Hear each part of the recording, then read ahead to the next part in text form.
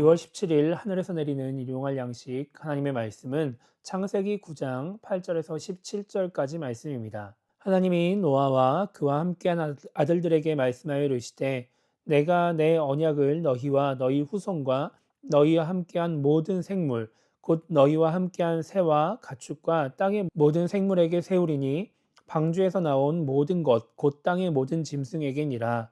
내가 너희와 언약을 세우리니 다시는 모든 생물을 홍수로 멸하지 아니할 것이라. 땅을 멸할 홍수가 다시 있지 아니하리라. 하나님이 이르시되 내가 나와 너희와 및 너희와 함께하는 모든 생물 사이에 대대로 영원히 세우는 언약의 증거는 이것이니라. 내가 내 무지개를 구름 속에 두었나니 이것이 나와 세상 사이의 언약의 증거니라. 내가 구름으로 땅을 덮을 때에 무지개가 구름 속에 나타나면 내가 나와 너희와 및 육체를 가진 모든 생물 사이에 내 언약을 기억하리니 다시는 물이 모든 육체를 멸하는 홍수가 되지 아니할지라. 무지개가 구름 사이에 있으리니 내가 보고 나 하나님과 모든 육체를 가진 땅의 모든 생물 사이에 영원한 언약을 기억하리라. 하나님이 노아에게 또 이르시되 내가 나와 땅에 있는 모든 생물 사이에 세운 언약의 증거가 이것이라 하셨더라. 아멘. 오늘 이제 우리가 읽은 말씀은 이제 하나님이 노아와 언약을 하시는 그런 모습을 이제 기록하고 있습니다. 오늘 말씀 9절과 10절은 이렇게 말씀합니다.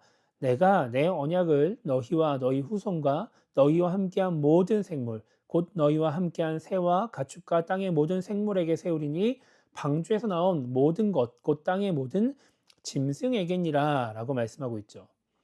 여기서 하나님이 세우신다라고 하는 언약은 약속, 계약, 맹세를 의미합니다. 그렇기 때문에 일반적인 언약은 보통 이해 당사자들 간의 쌍방 간의 약속 혹은 쌍방 간의 계약으로 이루어지게 되는 것이죠.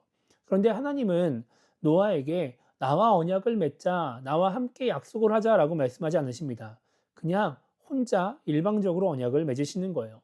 그 언약의 내용이 무엇이냐? 11절입니다. 내가 너희와 언약을 세우리니 다시는 모든 생물을 홍수로 멸하지 아니할 것이라. 땅을 멸할 홍수가 다시 있지 아니하리라. 하나님은 이제 모든 생물을 홍수로 멸하지 않겠다라고 약속을 하시며 그 언약을 맺으시는 것입니다.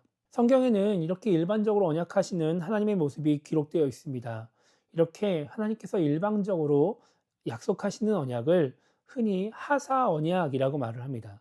하사, 더 높은 사람이 낮은 사람에게, 높은 존재가 낮은 존재에게 하사하는 언약의 약속을 내리는 것을 의미하는 것이죠.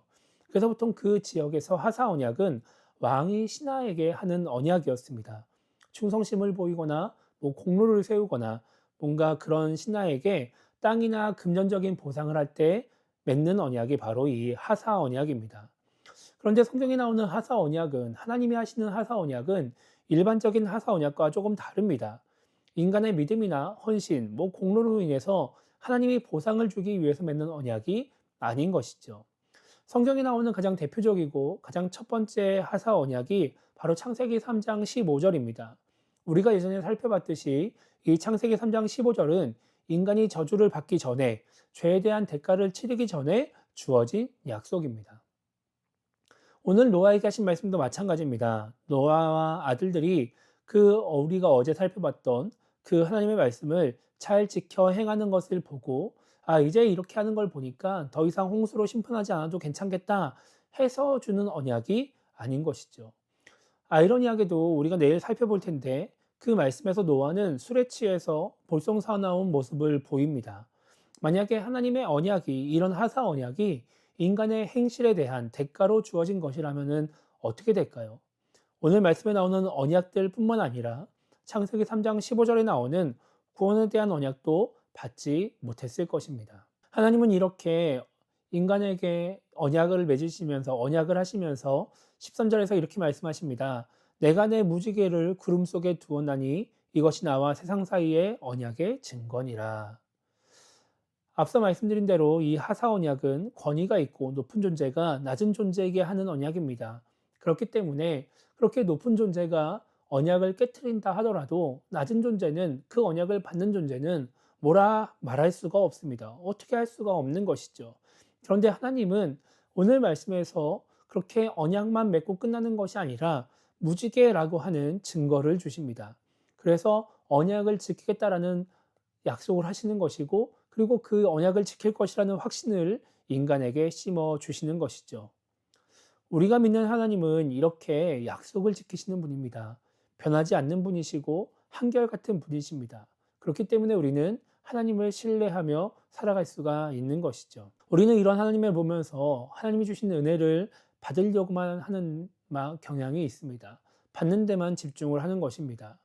그런데 우리가 이런 하나님의 모습을 통해서 깨달아야 하는 것은, 우리가 기억해야 하는 것은, 우리도 하나님을 본받아서 하나님이 보시기에 약속을 지키시는 신앙인, 변치 않는 신앙인, 한결같은 신앙인, 그래서 신뢰할 만한 신앙인이 되려고 애를 써야 한다라는 것이죠.